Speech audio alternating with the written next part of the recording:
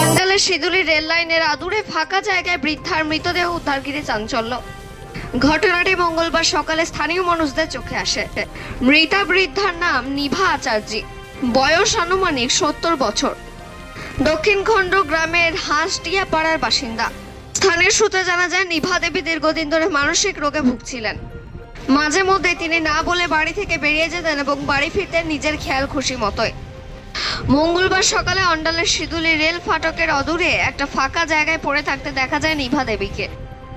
মৃত নিভা দেবীর ছেলে সজল আচার্যি জানান, তার মা দীর্ঘদিন ধরে মানসিক রোগে আক্রান্ত, ওষুধ দিলেও খেতেন না। যখন তখন বাড়ির লোককে না বলে বাইরে বেরিয়ে পড়তেন, নিজের খেয়ালে বাড়ি ফিরতেন। আজ স্থানীয় লোকেদের মুখে শুনতে পান তার মা সিঁদুলি রেল ফাটকের অদূরে একটা ফাঁকা জায়গায় পড়ে আছে। সেখানে গিয়ে দেখতে পান তার মা মৃত অবস্থায় রয়েছেন। ঘটনাস্থলে পৌঁছায় বনবাহাল ফাঁড়ি পুলিশ। পুলিশ মৃতদেহ উদ্ধার করে ময়নাতদন্তে পাঠায়। অন্ডাল থেকে জিৎ মেসা, রিপোর্ট নিউজে। খোঁজে প্রায় 2-3 বছর ধরে এরকম চলছে। ডাক্তারবাবু দেখিয়েছিলাম, কিন্তু বয়সের জন্য মাথায় একটু সিস্টেম মতো ছিল। কখন শুনলেন এটা? এটা সকালবেলা, কাল রাতে তো ধরুন সকাল 7টার সময় বেরিয়েছিল। বেরোনোর পর আমরা ও তো বেরিয়ে যায়, আবার সন্ধ্যাবেলা ঘর ঢুকে যেতে আর কি। হ্যাঁ, আবার কখন যায় কখন আসে কোন ঠিক চলে আসে, আমরা খোঁজাখুঁজি করি। তো স্যার আমরা সকাল আমাকে দিদি ফোন করলে এখান থেকে যে এই ব্যাপার আছে, তখন এবার আমরা বেরোলাম।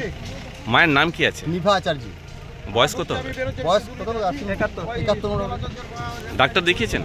ডাক্তার আগে চলছিল, মেডিসিন তো খেতে না, মেন্টাল না, মেডিসিন দিলে ফেলা দিত, বুঝলেন তো। খুব ডিস্টার্ব, কোনো কিছু সেন্স থাকতো না। আপনার নাম? সজল আচার্যি। থাকেন কোথায়? দক্ষিণখণ্ড হাঁসডিয়া পাড়া। মেরি বটে, দক্ষিণখণ্ড গ্রামেরই।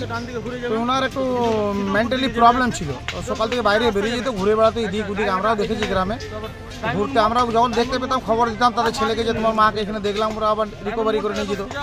আজ সকালে শুনলাম, আমাকে ওর ছেলে ফোন করলো, দাদা এই ব্যাপার, একটু চলো আমার সাথে। এসে দেখলাম এই ঘটনা, আর কিছু না। মায়ের একটু মেন্টালি ডিফেক্ট ছিল। আপনার নাম? আমার নাম উদয় হাজরা।